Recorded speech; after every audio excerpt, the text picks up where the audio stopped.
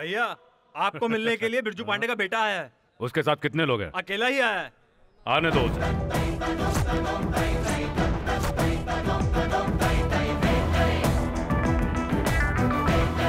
मुझे आपसे अकेले में बात करनी है। अकेले में मुझसे क्या बात करेगा? जो कहना है यहीं पर कह। मैं अकेले यहाँ तक आया हूँ, वो भी बिना डरे। आप क्यों डर रहे हैं? चल चल निकल सब यहाँ से, निकलो सब यहाँ से। मैं डर रहा हूँ। बोल क्या बोलना है तुझे? मिठाई में श्रेष्ठ है काजू कतरी और पदों में श्रेष्ठ है मंत्री, यही कहा था ना? आप एक बात जानते हैं, मेरी बात ध्यान से सुनना। मैंने देखा है परचून की लिस्ट में भी अरहर की दाल, मूंग की दाल, मसूर की दाल सब किलो के हिसाब से ली जाती है, लेकिन काजू केवल 100 या 200 ग्राम के हिसाब से लेते हैं। एक तो लेते इतना कम है और खीर में भी थोड़ा कम डालते हैं।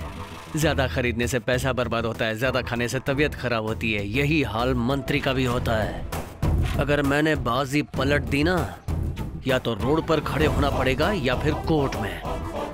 लोगों को हमेशा मैंने अपने पिताजी के पीछे खड़े हुए देखा है। आज पहली बार मैंने किसी को मेरे पिताजी के सामने खड़े होकर उन्हें चुनौती देते हुए देखा है, और उन्हें जान से मारने की धमकी देते हुए भी। सुनकर थोड़ा दुख हुआ। तुझे चुनौती देता हूँ, आज से 30 दिनों में अगर तूने मेरे बाप का सिर नहीं काटा तो मैं अपने परिवार के साथ तेरे पैरों में गिर जाऊंगा। अगर मैंने तेरा सिर नहीं काटा तो मेरे पिता तेरे पैरों में गिर जाएंगे। क्या बोला रे तू? तू मेरे पिता का सिर काटेगा तो मैं अपने परिवार के साथ तेरे सामने झुक जाऊंगा। अगर मैंने तेरा सिर नहीं काटा तो मेरे पिता तेरे पैरों में गिर जाएंगे। इसका मतलब है मैं तेरा सिर कंफर्म काटूंगा। मैं आज मंत्री हूँ रे, लेकिन तेरा बाप आज भी वही बिरजू पांडे। चुनौती मंजूर है या नहीं? 30 दिनों में मैं तुम्हारे बाप का सर काट डालूंगा। देखते हैं कौन क्या करेगा। इसका मतलब है जैसे मेरे पिताजी ने कहा था वैसे शिवगंगा में जल्दी ही इलेक्शन फिर से होने वाले हैं। चलता हूँ। आपका दिन शुभ हो।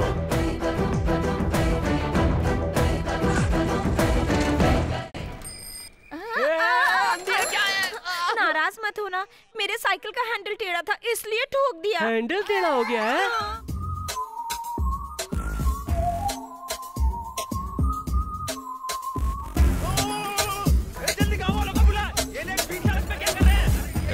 तू बीच सड़क पर लड़की को छेड़ रहा है, तेरी इतनी हिम्मत हो गई है? वो लड़की वहाँ खड़ी है, मैं उसकी साइकिल का हैंडल ऐसे सीधा कर रहा हूँ, इसमें क्या हो गया है? हाँ? मैंने कोई लड़की का ऐसे हाथ पकड़ लिया है, या फिर मैंने लड़की की कमर में ऐसे चुटकी काट ली है, या फिर बताओ मुझे कि क्या मैं उसे पकड़ कर ऐसे ये क्या कर रहा है? क्या चुम्मा लिया है मैंने, या फिर मैंने किसी की लुंगी खींच के बिछा के लड़की को उस पर सुला के उसके ऊपर चढ़ने की कोशिश की है? जो मुझे अरे क्यों रही फूट वहाँ से? वो ऐसा कह रहा था, तू भी मजे ले रही है। सब लोग यहाँ भीड़ करके खड़े हुए हैं तो मैं रिएक्ट कर रही थी। कुछ भी नहीं किया है, ऐसा बोल करके तू सब कुछ हमारी आंखों के सामने कर रहा है। उसमें कुछ ज्यादा तो नहीं कर दिया? भागो यहाँ से। इनसे कैसे बचूं? अरे बाप रे, ये लोहे की जंजीर नहीं, ये तो पूरा लोहे का किला है। हमें पता था ऐसा ही कुछ होगा, इसलिए तुझे पता नहीं हम लोग क्या करेंगे। क्या करोगे? इन पत्थरों से तो कुंफू कराटे वाला ब्रूस ली भी डरता है, ये गणेश क्या करेगा?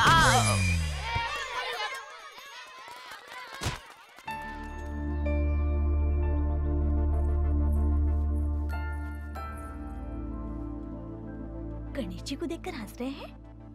ओह, देखकर चला करना। जानबूझकर गिरी थी, अप्रैल फूल। पागल हो गई क्या? जरूरी काम से बाहर जा रहा हूँ, मूड ऑफ कर दिया। ऐसा कहते हैं कि अप्रैल फूल वाले दिन सिर्फ एक बार ही बेवकूफ बन सकते हैं, दोबारा नहीं। इसलिए जिस काम के लिए जा रहे हो जरूर पूरा होगा। भैया ऑल द बेस्ट।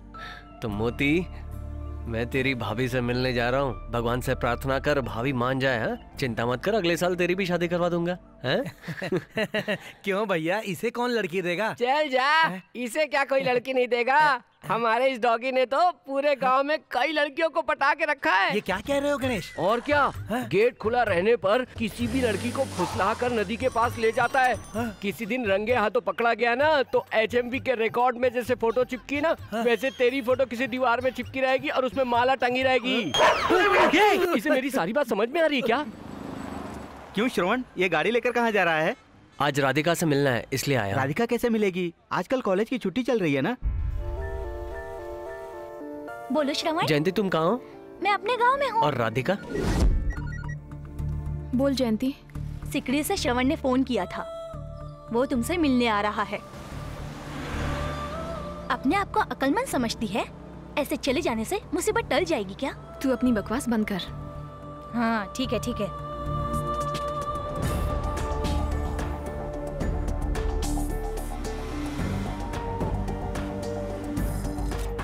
हेलो। सुन, जयंती और राधिका सिकरी आ रहे हैं, दोनों एक्सप्रेस में बैठे हैं। हाँ। मुझे उस बस के कंडक्टर का नंबर दे। अच्छा ठीक है भैया। हाँ हेलो कौन? मैं श्रवण बोल रहा हूँ। सिकरी से तुम्हारी बस में 2 लड़कियाँ बैठी हैं। हाँ बैठी तो हैं। मैं रामगढ़ के पुल के पास इंतजार कर रहा हूँ, उन दोनों को नीचे उतार देना। ठीक है भाई।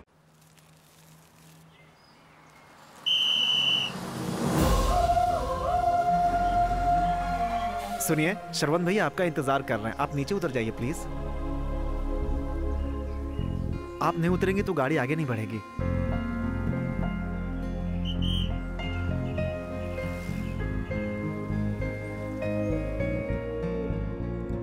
यहाँ जबरदस्ती बुलाने के लिए माफ कर देना। जब तुम वापस सिकरी चली गई तो मैं समझ गया था कि तुम वाकई कश्मकश में हो। तुम्हारे मन में जो भी हो बता दो। अगर तुम कहोगी कि जाओ अगले 6 महीने बाद आओ तो भी मैं उसके लिए तैयार हूँ। जिस दिन तुमने मेरे लिए मार खाई थी उसी दिन मुझे अपनी गलती का एहसास हो गया था और मैं तुमसे प्यार करने लगी। मैं खुद नहीं समझ पाई कि ये सब कैसे हो गया, लेकिन तुमने उस दिन कॉलेज में जब लोगों को मारा, उस दिन मेरे मन को बहुत चोट पहुंची। तुम्हारे पिता को इतने सारे लोगों के साथ तलवार लेकर आता देखकर मुझे और गुस्सा आया, मुझे नफरत सी होने लगी। जिस दिन मैंने पढ़ा कि तुमने 4 लोगों को मारा है और तुम जेल में हो, तो मेरे पैरों के नीचे से जमीन खिसक गई। मैं तुम्हारे प्यार को अपने दिल से ना तो मिटा पा रही हूँ और ना ही जाहिर कर पा रही हूँ, बस मन ही मन में घुट रही हूँ। समझ में नहीं आ रहा हंसूं या रोऊं। मेरे पिताजी ने मुझे सिकरी इसलिए भेजा था कि मैं किसी लफड़े में ना पड़ूं। जब मैंने टीचर का अपमान होते हुए देखा तो मैं रह नहीं पाया। दुनिया में सबसे दुख की बात है एक पति का उसकी पत्नी के सामने अपमानित होना। मैंने इसलिए उसको मारा। अगर उस दिन मैं उन गुंडों को नहीं मारता तो वो लोग मुझे मार देते। छोटी सी बिल्ली भी अपनी जान बचाने के लिए किसी से भी लड़ती है। क्या मुझे अपनी जान बचाने का हक नहीं है? ये सारी बातें मेरी माँ के सामने मत करना। क्यों, मैं अच्छा नहीं हूँ? तुम तो बहुत अच्छे हो, लेकिन तुम जिनके साथ हो वो अच्छे नहीं। मैं कुछ समझा नहीं। अगर तुम सब कुछ छोड़कर आ जाओगे तो मैं तुम्हें अपना लूंगी। सब कुछ मतलब किसको? माता पिता को या अपनी बहन को छोड़ दूं? रिश्तेदारों को या अपने जन्म स्थान को या फिर अपने भगवान को जिसकी मैं प्रार्थना करता हूँ? किसे छोड़ने के लिए कह रही हो? अपने पिता को। मेरे पिताजी के बारे में कुछ मत कहना। तुम जानती हो वो कौन है? छोटी दुकानों पर मारपीट करके गांव के मेले में लड़ाई होने के बाद, नदी के पास मर्डर होने के बाद पुलिस ने 6 महीने तक छानबीन की और फिर उसे 5 साल की सजा होती है। उसके बाद उसका परिवार भूखा मरता है। तुम उनके बारे में क्या जानो? गांव में जब भी कोई छोटी मोटी लड़ाई होती है तो पिताजी उन्हें बुलाकर दोनों पक्षों को समझाकर, दोनों को आपस में समझौता कराकर किसी के साथ भी अन्याय ना हो ऐसा न्याय करने वाले हैं मेरे पिताजी। तलवार उठाने वाला हर आदमी बुरा नहीं होता, ऐसी बात है तो वो सारे जाबाज सिपाही जिन्होंने आजादी के लिए तलवार उठाई गलत थे?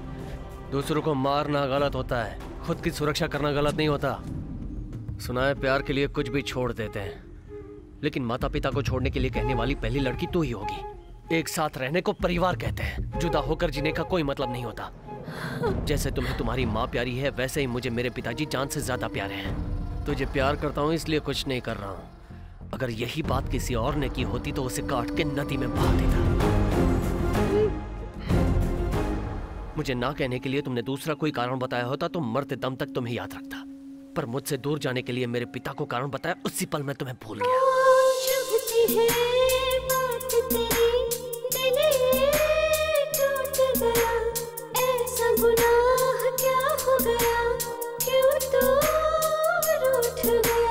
प्यार के तेरे मुझको कसम तुझको ही चाहूंगी, जीवन भर अब तेरा इंतजार करती रहूं।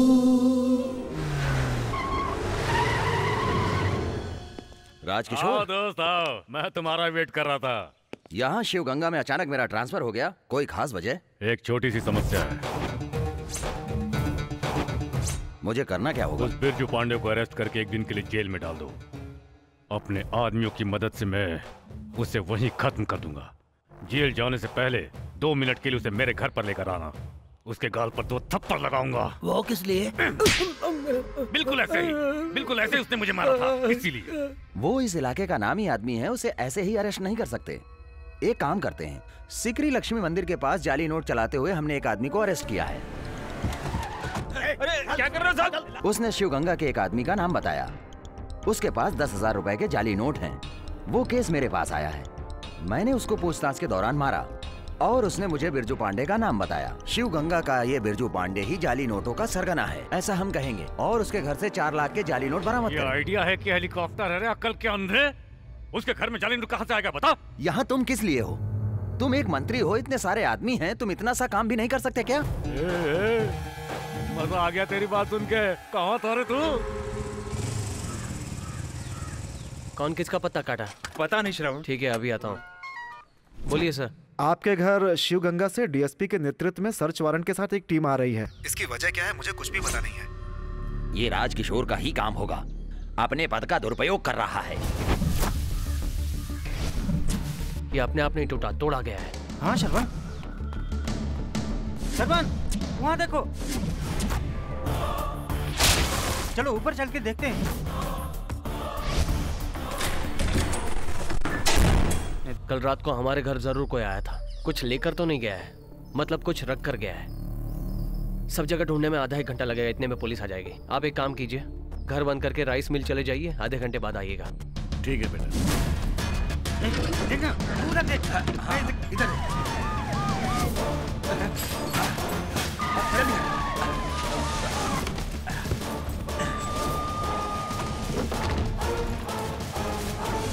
ए बुढ़िया, ये घर क्यों बंद है? बहू मंदिर गई है और बेटा मिल में गया है, आते ही बोल दूंगी।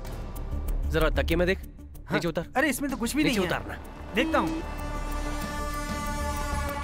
क्या बात है, इतने लोग क्यों आए? अरे तकिए में देख, अंदर क्या है? हाँ हाँ, अरे इसमें कुछ है। मेरे घर में नकली नोट? ये किसने कहा आपसे? आपको बताने की जरूरत नहीं है, मेरे पास सर्च वारंट है। ये तो नकली नोट है। हाँ। आइए सर, देखिए। देखो तुम लोग जाओ, उधर देखो, उधर देखो। यहाँ भी देख लीजिए। देखिए तकियों को आप ऐसे देख रहे हैं जैसे आपको किसी ने बताया हो कुछ। कुछ मिला क्या? कुछ नहीं मिला। अरे इतने लोग अंदर कैसे आ गए?